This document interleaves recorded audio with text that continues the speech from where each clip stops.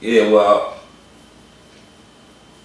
I remember it was my last year in law school, around my birthday, around April 2007, when I wanted to buy myself a significant reward for getting through law school.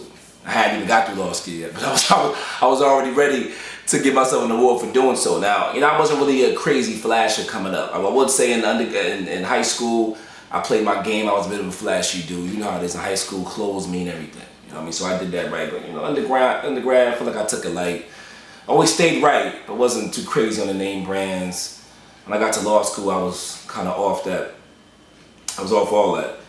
So then, I was coming towards the end of law school, man. I was coming towards the tail end. I want to do something really nice for myself. Now, for me, my definition of this kind of man image is this dude pushing something serious, right? Pushing a car that is crazy. The dope, big old wide body. So I said, you know what? Let me cop myself a Range Rover. I mean, that's a nice whip right there, right? That's what I told myself.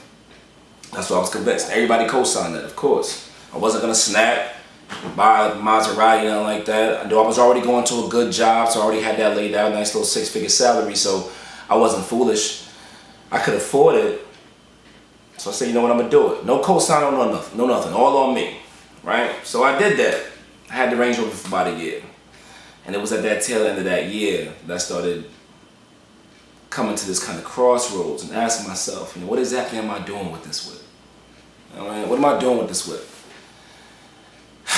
And I had the opportunity to go into business with my brother, who had started, this concept for a restaurant.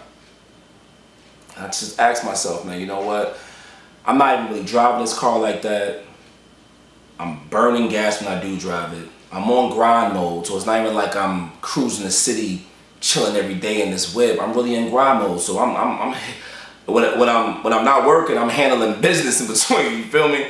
So I kind of hit that crossroads, and I told myself, you know what? I'm gonna get rid of the whip. Not that I can't afford it, but I'd rather take my money and do something else with it. Because I knew the job I was at, though it was a phenomenal company, it wasn't satisfying my spirit. You understand what I'm saying? So I got rid of the whip, and it was rough. It was rough a little bit because, the love you kind of get for pushing something shiny. Everybody's like, yo, you're that dude. And you feel like females are looking at you like, yo, you are that man. And I had to get rid of it though, man, because I wanted to be smarter with my money. So I stepped outside that box or that definition of what I thought that dude was in order to pursue something that I thought was more real, more passionate, and spoke more to me as an individual. So I did that, man. And I remember when I got the whip. And my man Melody in the car like, yo, it feels like we in a spaceship, you know what I'm saying? I remember switching over from the Rover to the Accord and being like, this ain't no spaceship, you know what I'm saying? But at the end of the day, man, it was a spaceship because it sent me into a trajectory that I never looked back on again, And it was a phenomenal move to allow me to have the money stacked away to ultimately invest in my very first restaurant. I ended up making a lot more money than that Range Rover would have ever made me. You understand what I'm saying? So it was a lesson learned. I'm glad I made the smart move. And from this day on, my definition of a man has changed from that point before.